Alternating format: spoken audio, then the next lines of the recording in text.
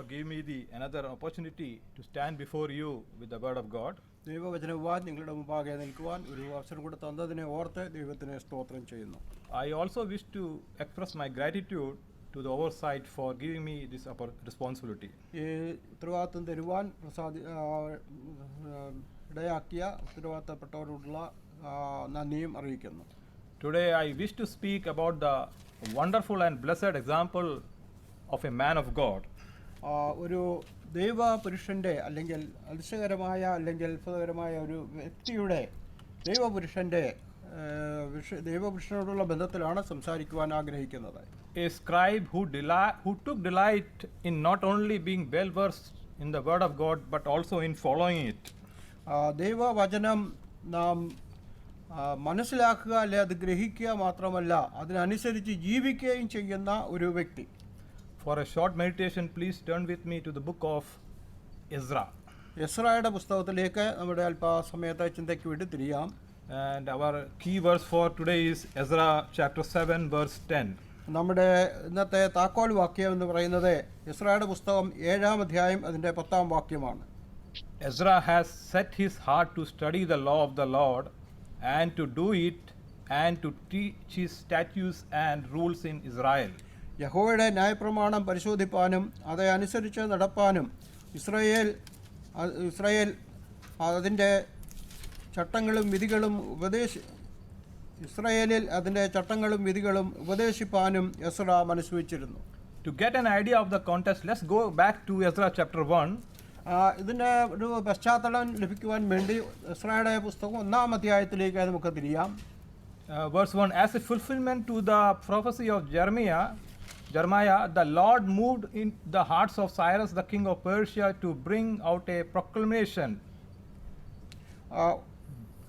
And reading from chapter 1 verse 2 and 4, from 2 to 4, thus said Cyrus king of Persia, the Lord God of heaven hath given me all the kingdoms of the earth, and he hath charged me to build him an house at Jerusalem which is in Judah. Who is there among you of all his people? His God be with him, and let him go up to Jerusalem which is in Judah, and build the house of the Lord God of Israel which is in Jerusalem. And whosoever remaineth in any place which he sojourneth, let the men of his place him with silver and with gold and with goods and with beasts, besides the freewill offering for the house of God that is in Jerusalem. 2 മുതൽ 4 വരെയുള്ള വാക്യം വായിക്കാം. പാർശ്യ രാജാവായ കോരസ് ഇപ്രകാരം കൽപ്പിക്കുന്നു: സ്വർഗത്തിലെ ദൈവമായ യഹോവ ഭൂമിയിലെ സകല രാജ്യങ്ങളെയും എനിക്ക് തന്നിരിക്കുന്നു. യഹൂദയിലെ യെരുശലേമിൽ അവനെ ഒരു ആലയം പണിയുവാൻ എന്നോട് കൽപ്പിച്ചുമിരിക്കുന്നു.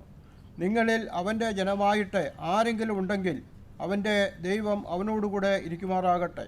അവൻ യഹൂദയിലെ യെരുശലേമിലേക്ക് യാത്ര പുറപ്പെട്ട് ഇസ്രായേലിൻ്റെ ദൈവമായ യഹോവയ്ക്ക് ആലയം പണിയട്ടെ. അവനല്ലോ യെരുശലേമിലെ ദൈവം.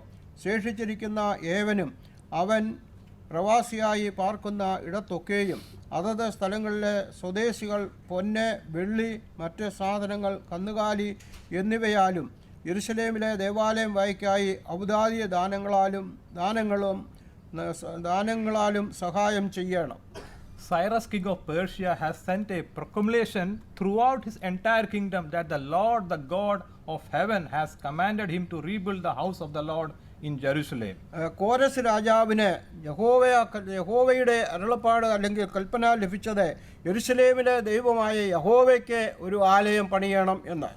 And he asked all the men of his kingdom to extend support with their silver and gold, with goods and cattle and free will offering for the house of Lord. അതുകൊണ്ട് തൻ്റെ രാജ്യത്തിലെ ജനങ്ങളോട് അല്ലെ തൻ്റെ രാജ്യത്തിലെ ജനങ്ങളും ആ ദൈവാലയം പണിക്ക് ആവശ്യമായ വെള്ളി, പൊന്ന്, അങ്ങനെ വിലയേറിയ വസ്തുക്കളെ, കന്നുകാലികളെ ഇവയൊക്കെയും നൽകണം എന്നും താൻ വിളംബരം ചെയ്തു. The people of the province who had come out of exile from captivity returned to Jerusalem. Israel മക്കൾ അങ്ങനെ ഈ ലഭിച്ചതായ സമ്പത്ത് കൊണ്ടൊക്കെയും യെരുശലേമിലേക്ക് മടങ്ങി വന്നു. These were the people when Nebuchadnezzar, the king of Babylon, had carried away to Babylon. ബാബിലോണിലേക്ക് Nebuchadnezzar Israel മക്കളെ പ്രവാസികളായി കൊണ്ടുപോയി. The God who stirred the heart of the king to grant freedom to the captives also stirred their hearts to give them the desire to return. എന്നാൽ കോരസ് രാജാവിന് യഹോവ അവൻ്റെ മനസ്സിൽ തോന്നിച്ച കോരസ് രാജാവിലൂടെ യഹോവ പ്രവർത്തിച്ച് ഈ ഇസ്രായേൽ മക്കൾക്ക് യെരൂശലേമിലേക്ക് മടങ്ങിപ്പോരുവാനും അവിടെ വന്ന് പാർക്കുവാനും യഹോവയുടെ ദൈവാലയം പണിയുവാനുമുള്ള ആ താല്പര്യം ഈ കോരസ് രാജാവിന് ദൈവം കൊടുത്തു. We learn an important lesson from this. God can do as he pleases with the rulers of the world. നമുക്ക് ഇതിൽ നിന്ന് ഒരു വളരെ നല്ല പാഠം പഠിക്കുവാൻ കഴിയുന്നത് ഇന്ന് ലോകത്തിലുള്ളതായ ജാതികളുടെ ഭരണാധികാരികളിലൂടെ ദൈവത്തിന് കാര്യങ്ങൾ പ്രവർത്തിക്കുവാൻ കഴിയും. The rulers and those who are in authority do not have to be believers for God to use them. അവരെ വിശ്വാസികൾ ആയിരിക്കണമെന്നില്ല, എന്നാൽ അവരിലൂടെയും ദൈവം പ്രവർത്തിക്കുവാൻ സാധിക്കും. That's why we are exhorted to pray for those in authority, not for our making our lives easier, but for fulfilling God's will through them. അതുകൊണ്ടാണ് ദൈവവചനത്തിൽ പറയുന്നത് വാഴ്ചകൾക്കും അധികാരങ്ങൾക്കും വേണ്ടി നാം പ്രാർത്ഥിക്കണം. കാരണം അവരെ നമുക്ക് സമാധാനപരമായ ഒരു ജീവിതം ഉണ്ടാകണം എന്നുള്ളതല്ല അതിൻ്റെ പ്രധാന ഉദ്ദേശം. യഹോവയുടെ ഇഷ്ടം നിറവേറണം എന്നുള്ളതാണ്. We are introduced to Ezra in chapter 7. 7-ാം അധ്യായത്തിൽ നാം എസ്രായെക്കുറിച്ച് വായിച്ചു. We read about his genealogy coming from a long line of priests going all the way back to Aaron the high priest. എസ്രായുടെ വംശപാരമ്പര്യം നോക്കിയാൽ അഹരോന്റെ പാരമ്പര്യത്തിലെ കുടുംബത്തിൽ ഉള്ള ഒരു വ്യക്തിയാണ് ഈ Ezra. Ezra was living among the exiles in Babylon. ഈ എസ്രായും ഈ ബാബേലിൽ കഴിയുന്ന പ്രവാസികളോട് കൂടെ അവിടെ പാർത്തവനാണ്. Chapter 7 verse 6 says that he was a teacher well versed in the law of Moses. ഈ 7-ാം അധ്യായം അതിൻ്റെ 6-ാം വാക്യത്തിൽ വായിക്കുന്നത് ഈ എസ്ര ഇസ്രായേലിന്റെ ദൈവമായ യഹോവ നൽകിയ മോശയുടെ ന്യായപ്രമാണത്തിൽ വിദഗ്ധനായ ശാസ്ത്രി ആയിരുന്നു. The king had given everything he asked as the hand of the Lord his God was on him. അവന്റെ ദൈവമായ യഹോവയുടെ കൈ അവനെ അനുകൂലമായിരിക്കാൻ രാജാവ് അവന്റെ അപേക്ഷയൊക്കെയും അവനെ നൽകി. In chapter 7 we read that Ezra had received special permission to return to Jerusalem. ഇവിടെ 7-ാം അധ്യായത്തിൽ നമുക്ക് കാണുവാൻ കഴിയുന്നത് എസ്രായ്ക്ക് രാജാവിൻ്റെ പ്രത്യേക അനുവാദം ഉണ്ടായിരുന്നു ഇസ്രായേലിലേക്ക് അല്ലെങ്കിൽ യെരൂശലേമിലേക്ക് മടങ്ങിപ്പോകുവാൻ. By the authority of the king of Persia himself, Ezra was sent back to the holy city of God.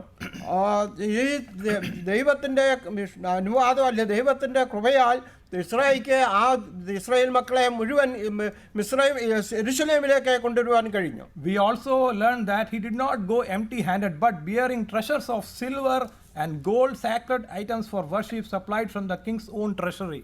അതായത് എന്നാൽ അവർ വെറും കൈയായിട്ട് പോവുകയല്ല, ആ രാജാവിൻ്റെ സമ്പത്തിൽ നിന്ന് അവർക്ക് ലഭിച്ചതായ രാജധാനിയിൽ നിന്ന് അല്ലെങ്കിൽ രാജാവിൻ്റെ നിക്ഷേപത്തിൽ നിന്ന് അവർ ലഭിച്ച വളരെ ഒരു വലിയ സമ്പത്തോടു കൂടെയാണ് അവർ യെരൂശലേമിലേക്ക് വരുന്നത്.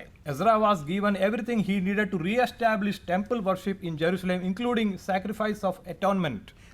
ഈ എസ്രായിക്ക് യെരൂശലേമിൽ ചെന്ന് അവിടെ യാഗങ്ങൾ പുനഃസ്ഥാപിക്കുവാനുള്ള എല്ലാ സൗകര്യങ്ങളും, അതായത് പാപപരിഹാര യാഗം വരെ നടത്തുവാനുള്ള എല്ലാ സാവകാശവും ഉണ്ടായി. The covenant community would resume covenant worship of their covenant God in the covenant city.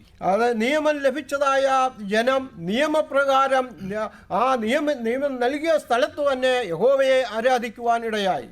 God opened the eyes of the king to recognize Ezra's special talents because he granted the priest broad authority to take place back to Jerusalem. ഈ യെരൂശലേമിലേക്ക് യഹോവയുടെ കൽപ്പന പ്രകാരമുള്ളതായ ആ പൗരോഹിത്യ ശുശ്രൂഷ പ്രകാരം യാഗം കഴിക്കണം എന്നുള്ളത് ഈ എസ്രായിലൂടെ അല്ലെങ്കിൽ ഈ രാജാവ് എസ്രായിലൂടെ മനസ്സിലാക്കുവാനും അത് സാധ്യമാക്കുവാനും ഇടയായി തീർന്നു. To levy taxes, to appoint judges, to teach God's law and to lead the people of Israel. ഇസ്രായേലിനെ നയിക്കുവാനും അവരുടെ പ്രമാണം അല്ലെ ന്യായപ്രമാണം അവരെ പഠിപ്പിക്കുവാനും അവരെ ന്യായപാലനം ചെയ്യുവാനും യഹോവ ആണ് അവരെ നിയമിക്കുന്നത്. At the end of chapter 7, Ezra verse 28, Ezra says, I took courage, for the hand of the Lord my God was on me, and I gathered leading men from Israel to go up with me. 27 അധ്യായം അതിൻ്റെ 28 വാക്യത്തിൽ നാം വായിക്കുന്നത്, ഇങ്ങനെ എൻ്റെ ദൈവമായ യഹോവയുടെ കൈ എനിക്ക് അനുകൂലമായിരുന്നതിനാൽ ഞാൻ ധൈര്യപ്പെട്ട് എന്നോടുകൂടെ പോരേണ്ടതിന് ഇസ്രായേലിലെ ചില തലവന്മാരെയും കൂട്ടിവരുത്തി.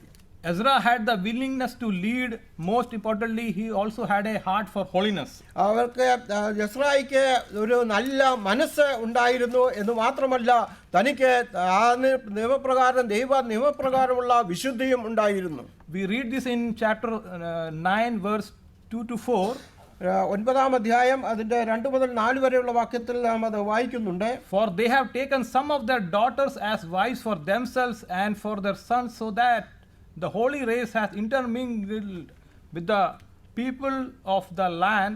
Indeed, the hands of the princes and the rulers have been foremost in this unfaithfulness. When I heard about this matter, I tore my garments and my robe and pulled some of the hair of my head and my beard and sat down appalled. Thus everyone who trembled at the words of the God of Israel on account of the unfaithfulness of the exiles gathered to me, and I sat appalled until the evening sacrifice. അവരുടെ പുത്രന്മാരെ അവർ തങ്ങളുടെ പുത്രിമാർക്കും ഭാര്യമാരായി എടുത്തതുകൊണ്ട് വിശുദ്ധ സന്തതി ദേശനിവാസികളോടെ ഇടകലർന്നു പോയി. പ്രഭുക്കന്മാരുടെയും പ്രമാണിമാരുടെയും കൈ തന്നെ ഈ അകൃത്യത്തിൽ ഒന്നാമതായിരിക്കുന്നു എന്ന് പറഞ്ഞു. ഈ വർത്തമാനം കേട്ടപ്പോൾ ഞാൻ എൻ്റെ വസ്ത്രവും മേലങ്കിയും കീറി എൻ്റെ തലയിലും താടിയിലുമുള്ള രോമം വലിച്ചു പറിച്ചു സ്തംഭിച്ച് കുത്തിയിരുന്നു. പ്രവാസികളുടെ അകൃത്യം നിമിത്തം ഇസ്രായേലിൻ്റെ ദൈവത്തിൻ്റെ വചനത്തിങ്കൽ വിറയ്ക്കുന്നവരൊക്കെയും എൻ്റെ അടുക്കൽ വന്നുകൂടി. എന്നാൽ ഞാൻ സന്ധ്യായാഗം വരെ സ്തംഭിച്ച് കുത്തിയിരുന്നു. Contrary to this passage which I have read, I want to read another passage from Nehemiah chapter 13 verses 23 to 28. ഇതിനോട് അനുബന്ധിച്ച് നെഹമ്യാവിൻ്റെ പുസ്തകത്തിൽ നിന്ന് 2 വാക്യങ്ങളോട് വായിക്കുവാൻ ആഗ്രഹിക്കുന്നു. Chapter 23 verse 23 to 28. 13 Chapter 13 verse 23 to 28. 13 അധ്യായം 23 മുതൽ 28 വരെയുള്ള വാക്യം. We read, in those days I also saw that the Jews had married women from Ashdod, Ammon and Moab.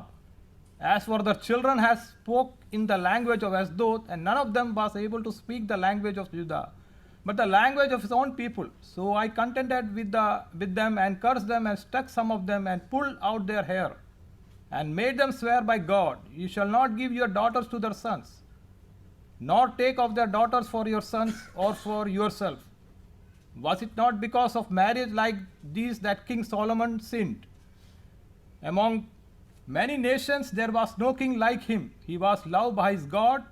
God made him king over all Israel, but even he was led into sin by foreign women. Verse 28, even one of the sons of Joiada, the sons of Elishib, the high priest, was son-in-law of Sanballat the Horonite, so I drove how away from me.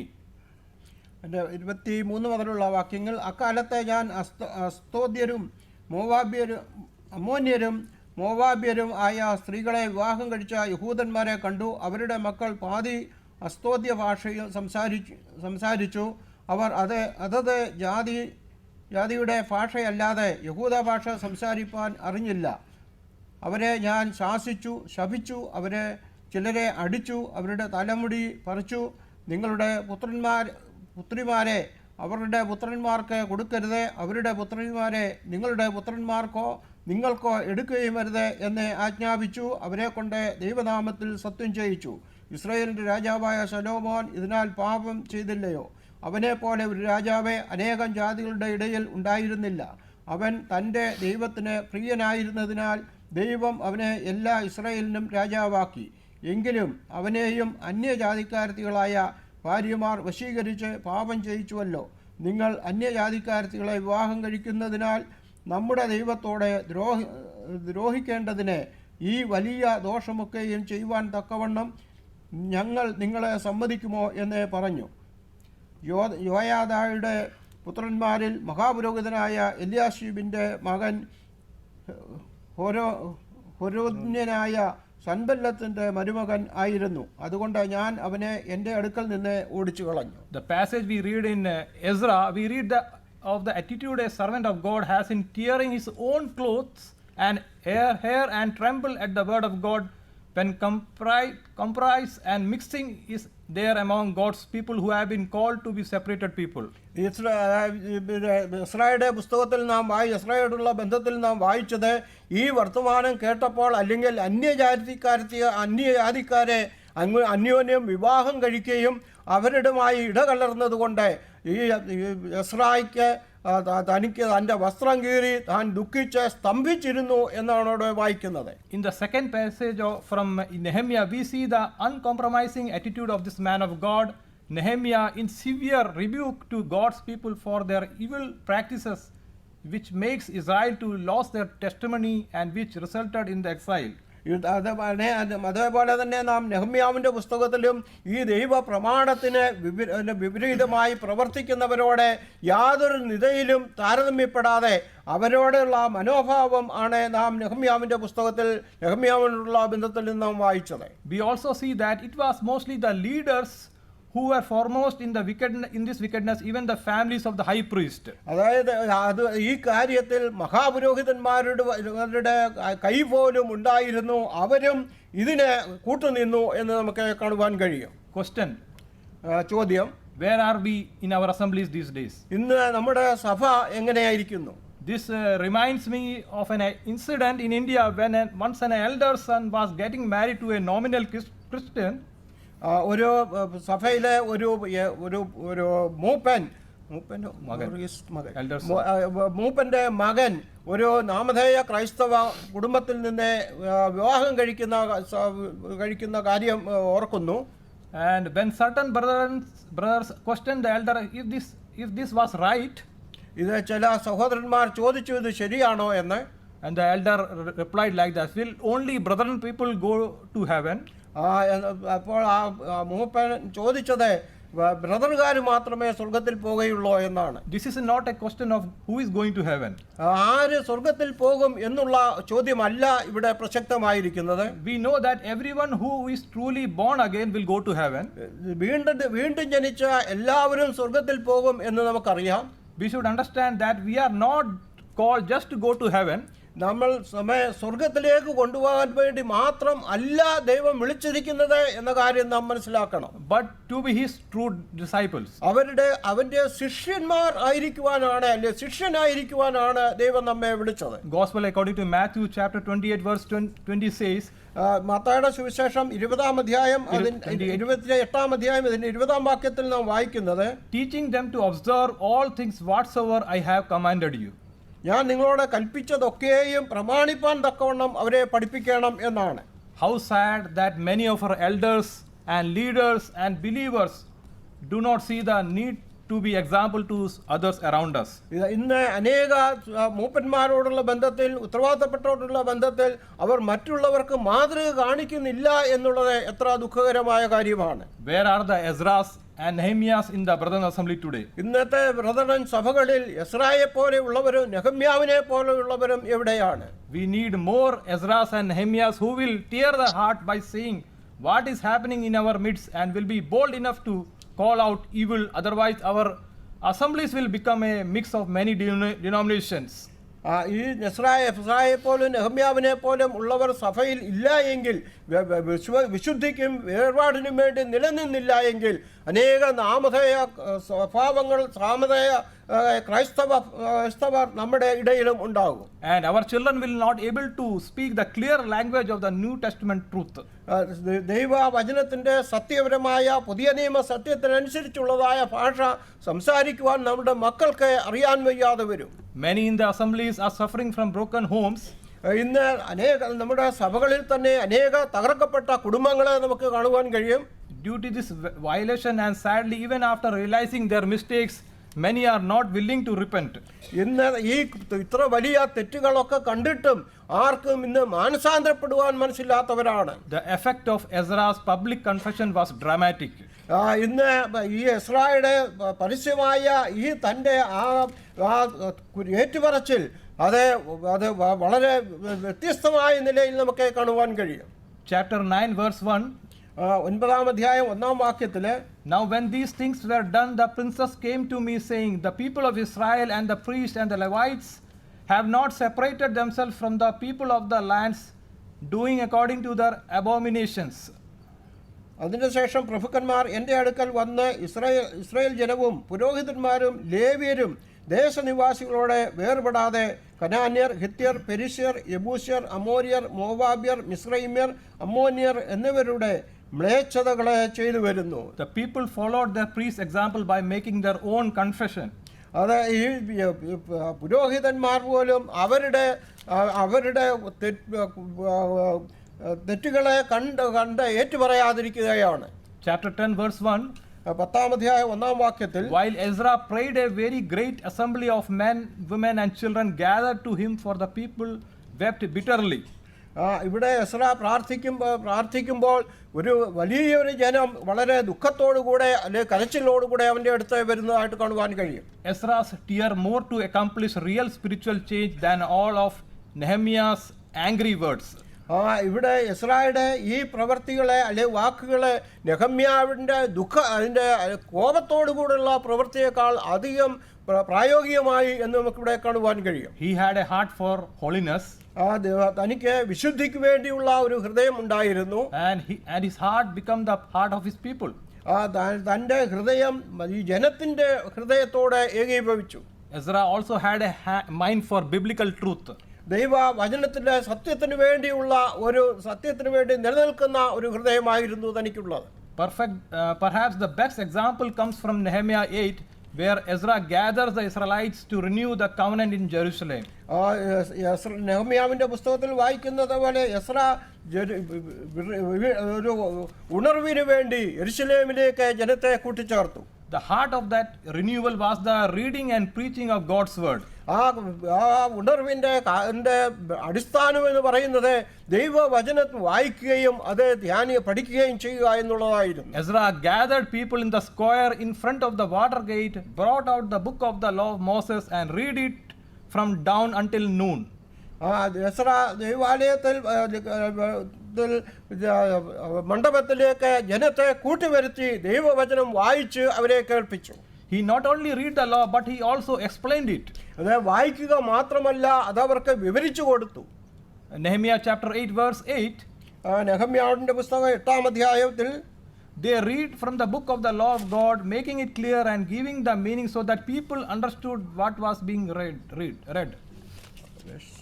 അവർ അത് വായിക്കുക മാത്രമല്ല, സാമാന്യ ജനം പോലും മനസ്സിലാക്കത്തക്ക നിലയിൽ അത് അവർക്ക് വിവരിച്ച് പറഞ്ഞു കൊടുത്തു. This is what a faithful gospel ministry is all about. അതാണ് ഒരു യഥാർത്ഥമായ സുവിശേഷ പ്രവർത്തനം എന്നുള്ളത്. Reading God's word and explaining it so that people can understand. അത് ദൈവവചനം വായിക്കുക, മറ്റുള്ളവർ അല്ലെങ്കിൽ കേൾക്കുന്നവർക്ക് ഗ്രഹിക്കുവാൻ മനസ്സിലാക്കുവാൻ കഴിയുന്ന നിലയിൽ അത് പറഞ്ഞു കൊടുക്കുക എന്നുള്ളത്. Let's see the secret of Ezra's success.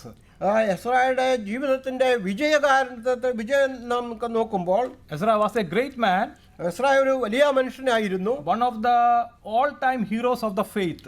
വിശ്വാസ വീരന്മാരുടെ ഒരു പഴയ പട്ടികയിലുള്ള വിശ്വാസ വീരനായിരുന്നു. He had the will to lead. തന്നെയൊക്കെ നയിക്കുവാനുള്ളതായ ഒരു മനസ്സുണ്ടായിരുന്നു. He had a heart for holiness.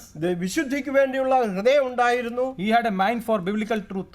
ദൈവവചനത്തിന് വേണ്ടി, സത്യത്തിന് വേണ്ടിയുള്ള ഒരു മനസ്സ് ഉണ്ടായിരുന്നു. If we want to follow his example, we should ask what made him so great and so good. ഈ എസ്രായുടെ നമുക്ക് അല്ലെങ്കിൽ പാഠം പഠിച്ച് അത് പിൻപറ്റുവാൻ നാം ആഗ്രഹിക്കുന്നുവെങ്കിൽ എന്താണ് അതിന്റെ അടിസ്ഥാനം എന്ന് നാം മനസ്സിലാക്കണം. What was the secret of Ezra's spiritual success? എസ്രായുടെ ആത്മീയ വിജയത്തിന്റെ കാരണം എന്താണ്?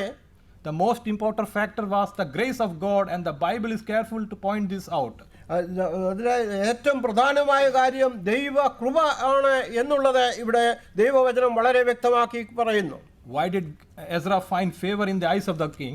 എന്തുകൊണ്ടാണ് എസ്രായിക്ക് രാജാവിന്റെ മുമ്പാകെ പ്രീതി ലഭിക്കുവാൻ കാരണമായത്? Again chapter 7 verse 6. 7-ാം അധ്യായം അതിന്റെ 8-ാം വാക്യത്തിൽ നാം വായിക്കുന്നത്, The hand of the Lord his God was on him. ദൈവത്തിന്റെ കരം അവനോടുകൂടെ ഉണ്ടായിരുന്നു. How was he able to make his journey back to Jerusalem? എങ്ങനെയാണ് തനിക്ക് യെരുശലേമിലേക്ക് ഈ യാത്ര ചെയ്യുവാൻ സാധ്യമായത്? Same chapter verse 9. The good hand of God was on him. അതിന്റെ 9-ാം വാക്യത്തിൽ വായിക്കുന്നത്, ദൈവത്തിന്റെ കൈ എനിക്ക് അനുകൂലമായിരുന്നത് കൊണ്ടാണ്. And where did he find the courage to lead the people of Israel? Israel ജനത്തെ നയിക്കുവാനുള്ളതായ ഈ ധൈര്യം എവിടെ നിന്നാണ് ലഭിക്കുന്നത്? Verse 28, Ezra speaks of God's steadfast love and testifies, because the hand of the Lord my God was on me. എൻ്റെ 28-ാം വാക്യത്തിൽ വായിക്കുന്നു, ഇങ്ങനെ എൻ്റെ ദൈവമായ യഹോവയുടെ കൈ എനിക്ക് അനുകൂലമായിരുന്നതിനാൽ ഞാൻ ധൈര്യപ്പെട്ട് എന്നോടുകൂടെ പോരേണ്ടതിന് ഇസ്രായേലിലെ ചില തലവന്മാരെയും കൂട്ടി വരുത്തി. Ezra was a man under the hand of God. Ezra ദൈവത്തിന്റെ കരത്തിൽ ഇണങ്ങിയ ഒരു മനുഷ്യനായിരുന്നു. It is only the gracious hand of God that enables a man or woman to fulfill his or her calling in ministry. ദൈവത്തിന്റെ വിളി കേട്ട് അതിനെ പിന്തുടരുവാൻ അല്ലെങ്കിൽ അത് പ്രായോഗികമാക്കുവാൻ വേണ്ടി ദൈവത്തിന്റെ കൃപ അധികം ആവശ്യമാണ്. It is the hand of God that gives courage for spiritual leadership, humility for repentance, and wisdom for teaching God's word. ദൈവവചനം പഠിപ്പിക്കുവാനും അവരെ നയിക്കുവാനും ഒക്കെയുമുള്ള കാരണം ദൈവത്തിന്റെ കരം അവനോടുകൂടെ പ്രവർത്തിച്ചു എന്നുള്ളതാണ്. Praise God today, this morning, for the hand of guidance that has brought us to the present place of worship.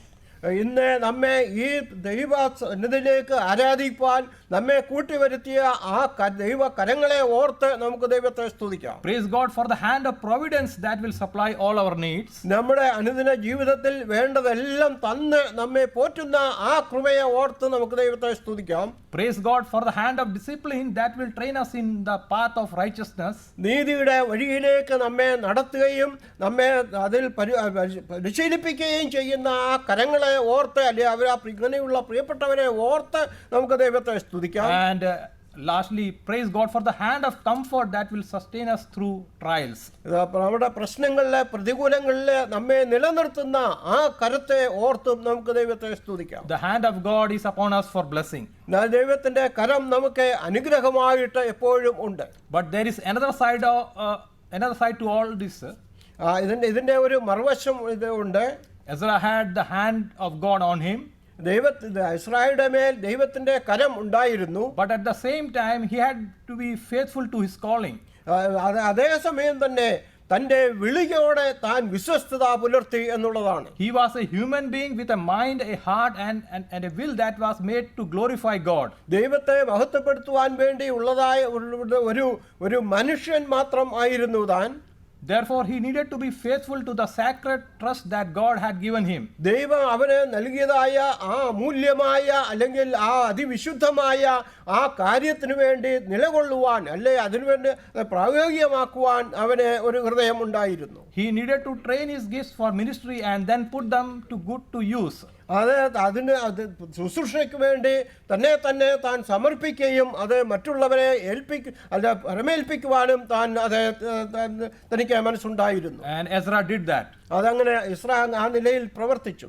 This is obvious that all the good that he accomplished. ആ നിലയിലാണ് ഈ എല്ലാ നല്ല പ്രവൃത്തികളും ചെയ്യുവാൻ തനിക്ക് സാധ്യമായത്. But the Bible also shows us that what was inside the man, giving us an intimate glimpse into Ezra's approach to life and ministry. ദൈവത്തിന് എസ്രായുടെ ജീവിതത്തിൻ്റെയും ശുശ്രൂഷയുടെയും പിന്നിൽ ഉള്ളതായ കാര്യം എന്താണ് എന്ന് നോക്കുമ്പോൾ, what enabled him to exercise such an influential ministry. ഇങ്ങനെ ആ പ്രായോഗികമായ അല്ലെങ്കിൽ നല്ല സ്വാതന്ത്ര്യത്തോടുകൂടെ ചെയ്യുവാൻ കഴിഞ്ഞ ഈ ശുശ്രൂഷ ചെയ്യുവാൻ കഴിഞ്ഞതിന് പിന്നിലുള്ള കാര്യം. Looking again at Ezra chapter 7 verse 10. പിന്നെയും എസ്ര 7-ാം അധ്യായം അതിന്റെ 10-ാം വാക്യം നോക്കുമ്പോൾ, Ezra has set his heart to study the law of the Lord and to do it and teach his statutes and rules in Israel. നാം വായിച്ച താക്കോൽ വാക്യത്തിൽ തന്നെ യഹോവയുടെ ന്യായപ്രമാണം പരിശോധിപ്പാനും അത് അനുസരിച്ച് നടപ്പാനും ഇസ്രായേലിൽ തൻ്റെ ചട്ടങ്ങളും വിധികളും ഉപദേശിപ്പാനും എസ്ര മനസ്സ് വെച്ചിരുന്നു. Studying, doing and teaching the law. അത് വായിക്കുവാൻ, പഠിക്കുവാൻ, അത് അനുസരിക്കുവാൻ, അത് പഠിപ്പിക്കുവാൻ ഉള്ളതായ മനസ്സ്.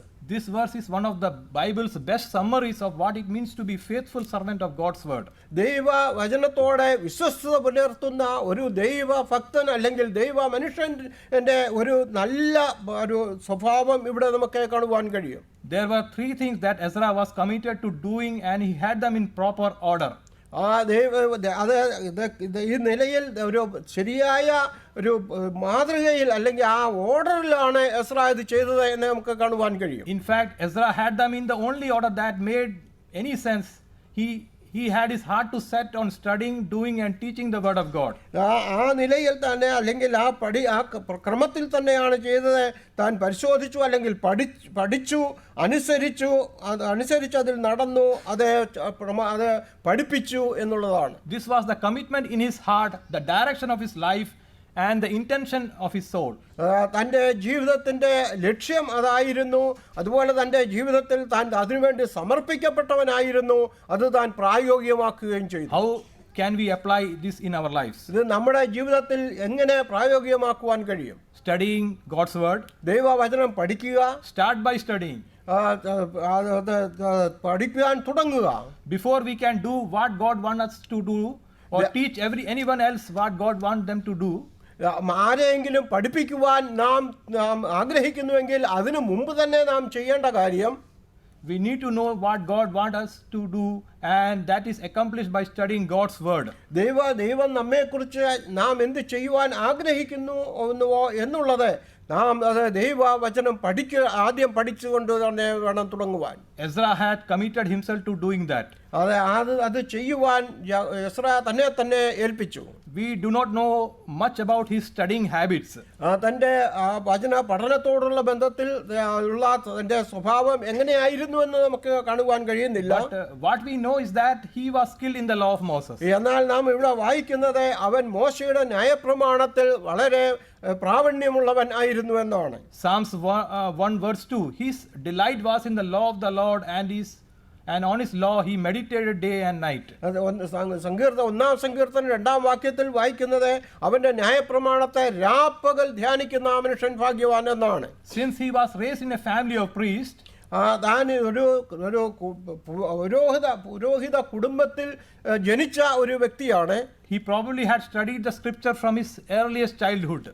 അതുകൊണ്ട് താൻ തൻ്റെ ചെറുപ്പം മുതൽ തന്നെ ഈ ദൈവവചനം താൻ പഠിച്ച വ്യക്തിയായിരിക്കാം. He undoubtedly spent hours each day reading the Bible. താൻ ഓരോ ദിവസവും മണിക്കൂറുകൾ ഈ ദൈവവചനം വായിക്കുന്നതിൽ താൻ ചെലവഴിച്ചു കാണാം. Pondering its meaning and discussing its implication with other students and scholars. അതുപോലെ ദൈവവചനം പഠിക്കുന്ന അല്ലെങ്കിൽ അതുപോലെ പഠിപ്പിക്കുന്ന അവരിൽ നിന്ന് ഈ നിലയിൽ ദൈവവചനത്തിൻ്റെ ഈ സത്യങ്ങൾ താൻ പങ്കുവെക്കുകയും അവരുമായി അന്യോന്യം പങ്കുവെക്കുകയും ചെയ്തിരുന്നു. In those days, a scribe of Ezra's stature would have committed large portions of scripture to memory. അന്ന് കാലങ്ങളിൽ ഈ ദൈവവചനത്തിൻ്റെ ഒരു ശാസ്ത്രി എന്ന് പറയണമെങ്കിൽ ദൈവവചനം അനേക ഭാഗങ്ങൾ അവർ ഹൃദയസ്ഥം ആക്കിയിരിക്കണം എന്നുള്ളതാണ്. The unrelenting ambition of his life was to know the word of God. അതിൻ്റെ തൻ്റെ ജീവിതത്തിലെ ഏറ്റവും അഭിലാഷകരമായ കാര്യം ദൈവവചനം പഠിക്കുക എന്നുള്ളതായിരുന്നു. Second, living by God's word. രണ്ടാമത്തെ കാര്യം അതിനനുസരിച്ച് ജീവിക്കുക എന്നുള്ളത്. He did not want merely to learn the Bible, but he wanted to live it. താൻ ഇത് പഠിക്കുക മാത്രമല്ല ദൈവവചനം തൻ്റെ ജീവിതമാക്കണം എന്ന് താൻ ചിന്തിച്ചു. So the scripture says that he has set his heart to do the law that he had studied. അതുകൊണ്ടാണ് ഇവിടെ വായിക്കുന്നത് തൻ്റെ ദൈവവചന ന്യായപ്രമാണത്തിൽ നടക്കുവാൻ താൻ മനസ്സുവെച്ചു എന്ന്. This means loving the Lord his God with all his strength and loving his neighbor as himself. അത് ദൈവവചനത്തിൽ നാം വായിക്കുന്നത് നിന്റെ സഹോദരനെ നിന്നെ പോലെ സ്നേഹിക്കുക എന്നുള്ളതാണ്. It means keeping the commandments. അതാണ് ന്യായപ്രമാണം അനുസരിക്കുക എന്ന് പറയുന്നത്. And it also says that following all the regulations for priestly holiness and public worship. മാത്രമല്ല പൗരോഹിത്യ പ്രകാരമുള്ള ആ വിശുദ്ധിയും ആ ആരാധനയൊക്കെയും പിന്നെ താൻ അനുസരിച്ച് ജീവിക്കണം. It also means that doing everything that he could to live by God's law. ദൈവ ന്യായപ്രമാണത്തിന്റെ അനുസരിച്ച് വേണം എല്ലാ കാര്യങ്ങളും താൻ ചെയ്യേണ്ടത്. As Ezra understood that only true theology is applied theology. Ezra മനസ്സിലാക്കിയ ആ വേദശാസ്ത്രം എന്ന് പറയുന്നത് അത് പ്രായോഗികമാക്കുക എന്നുള്ളതായിരുന്നു. What good is to study the Bible unless we live by it? അതിനനുസരിച്ച് ദൈവവചനം അനുസരിച്ച് ജീവിക്കുന്നില്ല എങ്കിൽ അത് പഠിച്ചതുകൊണ്ട് എന്ത് പ്രയോജനമാണുള്ളത്? Doing God call us to do as uncomfortable as it may be.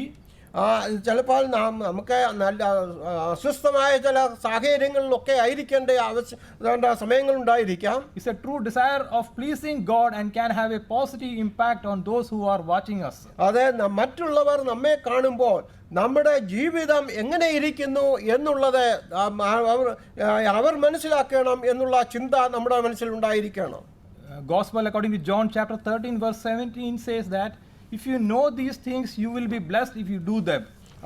യോഹന്നാന്റെ സുവിശേഷം 17-ാം അധ്യായം അതിന്റെ 13-ാം അധ്യായം 17-ാം വാക്യത്തിൽ വായിക്കുന്നത് ഇത് നിങ്ങൾ അറിയുന്നുവെങ്കിൽ നിങ്ങൾ പ്രമാണിക്കണം എന്നതാണ്. Lastly, teaching God's word. മൂന്നാമതായി ദൈവവചനം പഠിപ്പിക്കുക എന്ന് പറയുന്നത്. The third step is teaching God's statutes and rules. ദൈവത്തിന്റെ ന്യായപ്രമാണം എന്താണെന്ന് പഠിക്കുക എന്നുള്ളതാണ്. Ezra would have taken issue with the famous advertising slogan. ഒരു വളരെ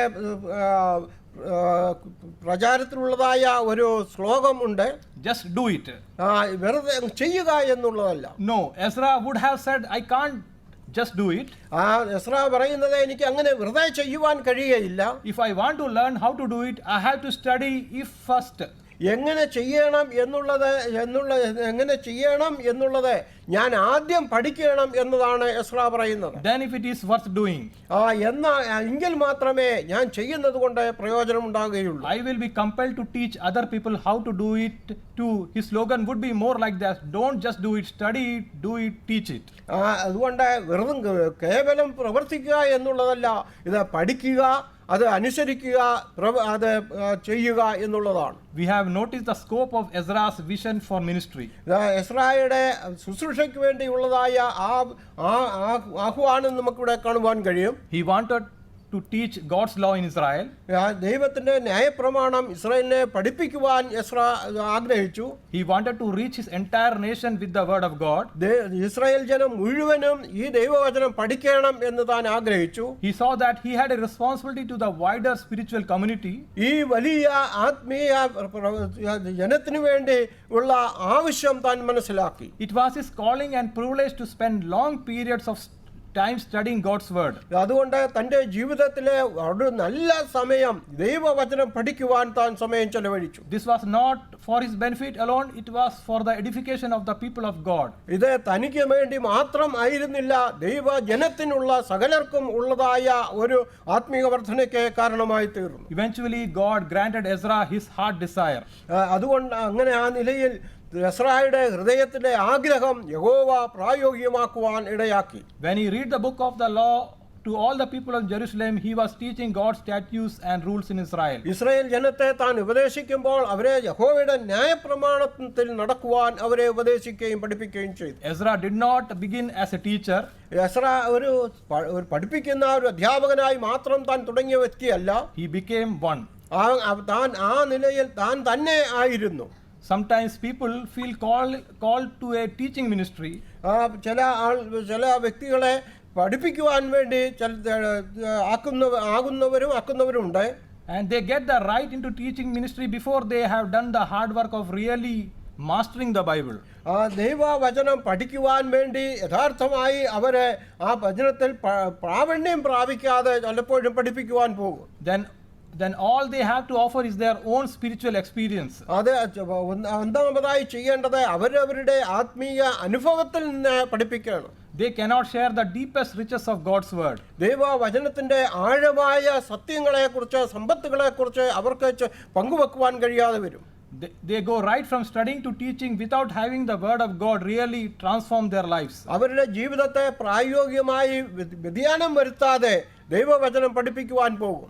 It goes from the mind to the mouth without ever passing through the heart.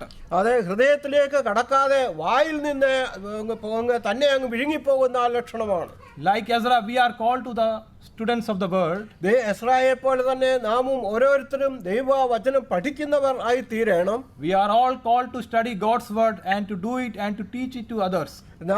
നാം ദൈവവചനം എല്ലാവരെയും ദൈവവചനം പഠിക്കുവാനും അത് പ്രായോഗികമാക്കുവാനും പഠിപ്പിക്കുവാനും വിളിക്കപ്പെട്ടവരാണ്. This means spending time reading the Bible every day, not in an academic way but a devotional way. അതുകൊണ്ട് ദൈവവചനം വായിക്കുക എന്ന് പറയുന്നത് ഒരു കേവലം പഠിക്കുകയല്ല, അത് ധ്യാനിക്കുകയാണ് വാസ്തവത്തിൽ വേണ്ടത്.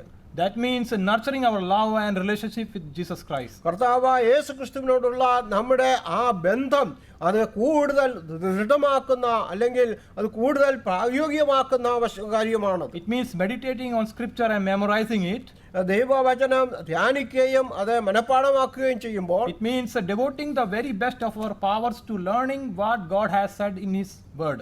ദൈവവചനത്തിൽ ദൈവം യഥാർത്ഥമായി എന്താണ് പറഞ്ഞിരിക്കുന്നതെന്ന് നമുക്ക് അത് മനസ്സിലാക്കുവാൻ കഴിയും. And is also paying special attention to the new areas of personal obedience.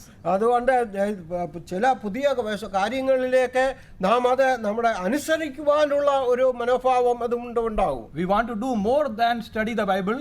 ദൈവവചനം പഠിക്കുന്നതിനേക്കാൾ അധികം we want to live by it. അതനുസരിച്ച് ജീവിക്കുക എന്നുള്ളതാണ് വേണ്ടത്. So what God is saying to us today, we need to put into practice in our daily life. അതുകൊണ്ട് ദൈവവചനം നമ്മുടെ അനുദിന ജീവിതത്തിൽ പ്രായോഗികമാക്കുക എന്നുള്ളത്. What will he say to us tomorrow and the day after that? നാളെ അല്ലെ മറ്റന്നാൾ എന്നുള്ള കാര്യമല്ല നാം ചിന്തിക്കേണ്ടത്. Do not be content with what you have already attained, but strive to grow in holiness, godliness. നാം പ്രാപിച്ചതിൽ തന്നെ നാം തൃപ്തിയായി ഇരിക്കാതെ ആ വിശുദ്ധിക്ക് വേണ്ടിയുള്ള ഒരു വളർച്ച അല്ലെങ്കിൽ അതിനു വേണ്ടിയുള്ള ഒരു ആകാംക്ഷ നമുക്ക് ഉണ്ടായിരിക്കണം. Experience the fresh power of the word of God. ദൈവവചനത്തിന്റെ ശക്തി അത് ഒന്നാമതായി നാം മനസ്സിലാക്കണം. Then once we start living the truth, then and only we can be trusted to teach it to others. നാം ആ വചനം പഠിക്കുകയും ധ്യാനിക്കുകയും ചെയ്തെങ്കിൽ മാത്രമേ മറ്റുള്ളവരെ പഠിപ്പിക്കുവാൻ കഴിയുകയുള്ളൂ. We need to be mindful that this should be the goal of all of our studies. അത് ഒരു കാര്യം നാം മനസ്സിലാക്കണം, ഇത് നമ്മൾ പഠിപ്പിക്കുന്നതിന്റെ ലക്ഷ്യം ഇതാണ്. We should not study God's word for our own benefit, but for the sake of others. നമുക്ക് വേണ്ടി മാത്രമല്ല മറ്റുള്ളവർക്ക് വേണ്ടി കൂടെ നാം ദൈവവചനം പഠിക്കണം. The knowledge we gain is a sacred trust that God has given us in order that we share with others. ദൈവം നമുക്ക് തന്നിരിക്കുന്ന ഈ ജ്ഞാനം മറ്റുള്ളവരുമായി പങ്കുവെക്കുവാൻ വേണ്ടിയാണ്. So let us set our hearts to study the word of God and to do it and to teach it wherever God calls us. അതുകൊണ്ട് ദൈവവചനം നാം പഠിക്കുക, നാം അത് പ്രായോഗികമാക്കുക, മറ്റുള്ളവരെ പഠിപ്പിക്കുക എന്നുള്ളതിലേക്ക് നമ്മുടെ ഹൃദയങ്ങളെ നമുക്ക് ഒരുക്കാം. So here we have the wonderful and blessed example of a man of God. ഇവിടെ ഒരു ദൈവഭക്തനായ ഒരു മനുഷ്യന്റെ അത്ഭുതകരമായ സാക്ഷ്യമാണ് നാം കാണുന്നത്. Who not only was a scribe but was a ready scribe in the law of Moses. ഇത് മോശയുടെ ന്യായപ്രമാണത്തിൽ കേവലം ഒരു ശാസ്ത്രി മാത്രമായിരുന്നില്ല, ഒരു സമർത്ഥനായ ശാസ്ത്രി ആയിരുന്നു. He delighted in the word of God. താൻ ദൈവവചനത്തിൽ താൻ പ്രാവീണ്യമുള്ളവനായിരുന്നു. These are the 3 steps we should think of when reading the word of God. ദൈവവചനം വായിക്കുമ്പോൾ നമുക്ക് ഈ 3 പടികൾ നമ്മുടെ ജീവിതത്തിൽ ഉണ്ടാകണം. To seek the word of God. ദൈവവചനം അന്വേഷിക്കുക. Ezra had first directed his heart to seek the law of the mighty Jehovah. യഹോവയുടെ ന്യായപ്രമാണം അന്വേഷിക്കുന്നതിൽ താൻ ശ്രദ്ധ വെച്ചു. How many people today desire to first seek the word of God? ഇന്ന് ദൈവവചനത്തെ പഠിക്കുവാൻ അല്ലാതെ അതിൽ അന്വേഷിക്കുവാൻ എത്ര പേർക്ക് ഇന്ന് മനസ്സ് വെക്കുന്നു? The Bible is readily accessible to all. ദൈവവചനം നമുക്ക് എല്ലാവർക്കും നൽകിയിരിക്കുന്നതാണ്. But the first step is to seek it and see what God has to say. ഒന്നാമതായി നാം ചെയ്യേണ്ടത് ഇതിലെ നാം എന്താണ് ചെയ്യേണ്ടതെന്ന് അന്വേഷിച്ച് നോക്കണം. We have the wonderful example of Josiah in 2 Chronicles chapter 34 verse 3. രണ്ട് ദിനവൃത്താന്തം Second Chronicle chapter 34 verse 2 ദിനവൃത്താന്തം 34 അധ്യായം അതിന്റെ 20 വാക്യത്തിൽ യോശിയാവിന്റെ കാര്യം നാം വായിക്കുന്നുണ്ട്. In the 8th year of his reign, while he was still young, he began to seek the God of his father David. താൻ 8-ാം വയസ്സിൽ യഹോവയുടെ ന്യായപ്രമാണം അനുസരിക്കുവാൻ താൻ മനസ്സ് വെച്ചു എന്നവിടെ നാം വായിക്കുന്നു. He began to seek after the God of David his father. ദാവീദിന്റെ ദൈവമായ യഹോവയെ താൻ അന്വേഷിച്ചു. So like Ezra, many others must first seek the word of God. അതുപോലെ ഇസ്രായേൽ പോലെയും അതുപോലെ മറ്റ് അനേക ദൈവഭക്തന്മാരെ കുറിച്ച് നോക്കുമ്പോൾ അതേപോലെ നാമും ദൈവവചനം അന്വേഷിക്കുവാൻ നാം കടപ്പെട്ടവരാണ്. And the second is to put into practice the word of God. അത് രണ്ടാമത് അത് നമ്മുടെ പ്രായോഗിക ജീവിതത്തിൽ ആക്കുക എന്നുള്ളതാണ്. After seeking the word of God and knowing what God has to say to each of us, we need to put into practice and what we have learned. അതുകൊണ്ട് നാം പഠിക്കുന്ന കാര്യങ്ങൾ നമ്മുടെ അനുദിന ജീവിതത്തിൽ നാം പ്രായോഗികമാക്കണം. It is good to read and learn, even to read commentaries and share them in meetings, but it is more important to be doers of the word, not to be hearers only. ദൈവവചനം കേൾക്കുക മാത്രമല്ല അതിൽ പ്രായോഗികമാക്കുക എന്നുള്ളതാണ് നാം ദൈവവചനത്തിൽ നിന്ന് എടുക്കേണ്ടത്. അതിനുവേണ്ടി കമന്ററിയോ അല്ലെ മറ്റ് എന്ത് സ്റ്റഡി നാം ഉപയോഗിച്ചാലും അതിന് തെറ്റൊന്നുമില്ല. James chapter 1 verse 22. യാക്കോബിന്റെ ലേഖനം 1-ാം അധ്യായം 22-ാം വാക്യത്തിൽ നാം വായിക്കുന്നത്, doing the words means a practical living out of what and in whom we believe. Again, it is good to hear the word of God being preached in ministry, but the doing must follow the hearing. Chapter 1 verse 22. എങ്കിലും ദൈവവചനം കേൾക്കുക മാത്രം ചെയ്തുകൊണ്ട് നിങ്ങളെ തന്നെ ചതിക്കാതെ അതിനെ ചെയ്യുന്നവരും ആയിരിപ്പി. It is good to hear the word of God being preached in ministry. ദൈവവചനം പ്രസംഗിക്കുമ്പോൾ സംസാരിക്കുമ്പോൾ അത് കേൾക്കുക എന്നുള്ളത് നല്ല കാര്യമാണ്. But the doing must follow the hearing. എന്നാൽ ആ കേട്ടതിന് ശേഷം അത് പ്രായോഗികമാക്കണം. Now the last one is to teach. മൂന്നാമത്തെ കാര്യം പഠിപ്പിക്കുക എന്നുള്ളതാണ്. We need to learn the word of God. നാം ദൈവവചനം പഠിക്കണം. Only then we can teach others. എങ്കിൽ മാത്രമേ മറ്റുള്ളവരെ പഠിപ്പിക്കുവാൻ കഴിയുള്ളൂ. Teaching is a serious matter. പഠിപ്പിക്കുക എന്നുള്ളതൊരു വളരെ വളരെ പ്രാധാന്യമർഹിക്കുന്ന ഒരു കാര്യമാണ്. We first need to live a practical life before we teach or exhort others. മറ്റുള്ളവരെ നാം പഠിപ്പിക്കുകയോ അല്ലെങ്കിൽ പ്രബോധിപ്പിക്കുകയോ ചെയ്യുന്നതിന് മുമ്പേ നമുക്ക് തന്നെ പഠിക്കുവാനുള്ള ഒരു ഹൃദയം ഉണ്ടായിരിക്കണം. Our Lord Jesus is the great example of one who lived to the will of God and then taught the word of God. ദൈവവചനം പഠിക്കുകയും അത് പഠിപ്പിക്കുകയും ചെയ്തതിനെ നമ്മുടെ കർത്താവ് യേശുക്രിസ്തു തന്നെയാണ് ഏറ്റവും നല്ല മാതൃക. Apostle Paul was another example. അടുത്തതായി നമുക്ക് അപ്പോസ്തലനായ പൗലോസിനെ കാണുവാൻ കഴിയും. He lived the practical life, then he was able to teach and exhort Timothy.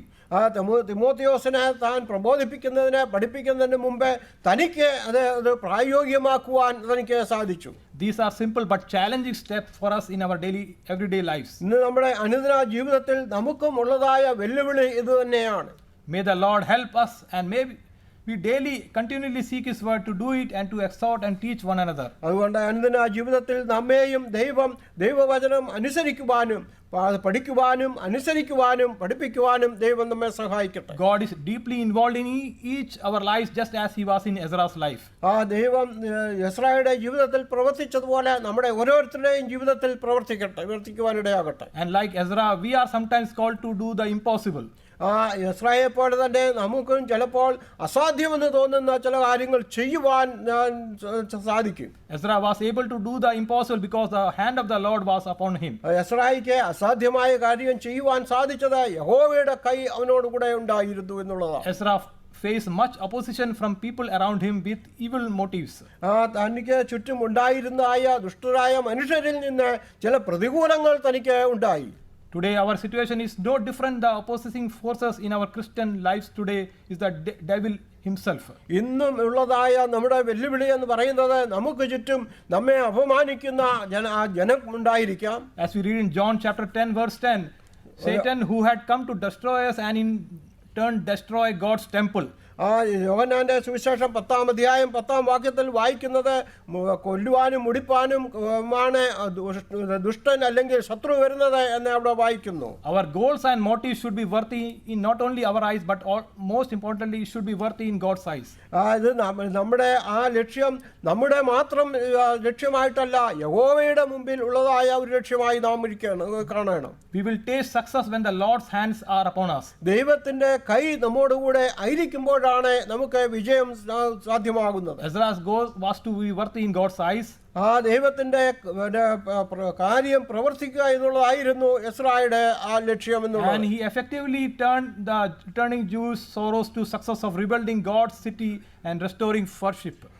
അതുകൊണ്ട് യഹോവയുടെ ആലയം പണിയുവാനും അതിന്റെ അവിടെ ആരാധന പുനഃസ്ഥാപിക്കുവാനും തനിക്ക് സാധിച്ചു. In the same way that God effectively used Ezra's devotion and boldness to convict the people of the sinful deeds. അതുപോലെ തന്നെ ഇസ്രായേൽ ജനത്തിന്റെ പാപത്തിൽ ജീവിക്കുന്ന ജനത്തെ അവരുടെ പാപത്തിൽ നിന്ന് ബോധം വരുത്തുവാനും അവരെ ദൈവത്തിലേക്ക് നടത്തുവാനും ഇസ്രായേലിന് സാധിച്ചു. He can also use each one of us his glory if we genuinely have the same heart of Ezra. എസ്രായുടെ ആ ഹൃദയം ഉണ്ടെങ്കിൽ നമുക്കും ആ നിലയിൽ പ്രവർത്തിക്കുവാൻ സാധിക്കും. It is wonderful that Bible says that Ezra set his heart on studying, doing and teaching God's word. ദൈവവചനത്തെ പഠിക്കുവാനും അത് പ്രവർത്തിക്കുവാനും അതിൽ പഠിപ്പിക്കുവാനും എസ്രാ ഹൃദയം വെച്ചു എന്നുള്ളത് ഒരു അതിശയകരമായ കാര്യമാണ്. Wouldn't it be wonderful if God would say something similar about each one of us? അതുപോലെ തന്നെ നമ്മുടെയും ജീവിതത്തിൽ ഇതേപോലെയുള്ള കാര്യങ്ങൾ പ്രവർത്തിക്കുവാൻ ദൈവം നമ്മോടും കുറിച്ചും ആഗ്രഹിക്കുന്നു. That we had set our hearts to study the gospel of Jesus Christ. അതുകൊണ്ട് കർത്താവായ യേശുക്രിസ്തുവിന്റെ സുവിശേഷം പഠിക്കുവാൻ നാം മനസ്സുവെക്കണം. To live in the power of his crucifixion and resurrection. അതിന്റെ മരണ പുനരുത്ഥാനത്തിന്റെ ആ ശക്തിയിൽ നാം ജീവിക്കണം. To preach the cross and empty tomb to others. ക്രൂശും അതുപോലെ തുറക്കപ്പെട്ട തുറന്ന കല്ലറയും മറ്റുള്ളവരോട് സുവിശേഷിക്കണം. May I conclude by reading from Hebrews chapter 13 verse 21. അതുകൊണ്ട് എബ്രായ ലേഖനം 13-ാം അധ്യായം 21-ാം വാക്യം വായിച്ച് ഞാൻ ഇവിടെ അവസാനിപ്പിക്കട്ടെ. Make you perfect in every good work to do his will, working in you that which is well pleasing in his sight, through Jesus Christ, to whom be glory forever and ever. Amen. നിങ്ങളെ അവൻ്റെ ഇഷ്ടം ചെയ്യുവാൻ തക്കവണ്ണം എല്ലാ നന്മയിലും യഥാസ്ഥാനപ്പെടുത്തി തനിക്ക് പ്രസാദമുള്ളത് യേശുക്രിസ്തു മുഖാന്തരം നമ്മിൽ നിവർത്തിക്കുമാറാകട്ടെ. അവനെ എന്നേക്കും മഹത്വം. ആമേൻ. May the Lord help each one of us to continually seek his word, to practice his and to exhort and teach one another. നമ്മെ ഓരോരുത്തരെയും ദൈവവചനം പഠിക്കുവാനും അതിൽ നടപ്പാനും അതിൽ ജീവിക്കുവാനും മറ്റുള്ളവരെ പഠിപ്പിക്കുവാനും ദൈവം കൃപ നൽകട്ടെ. May his mighty name be glorified. കർത്താവിന്റെ വിലയേറിയ നാമം വാഴ്ത്തപ്പെടുമാറാകട്ടെ.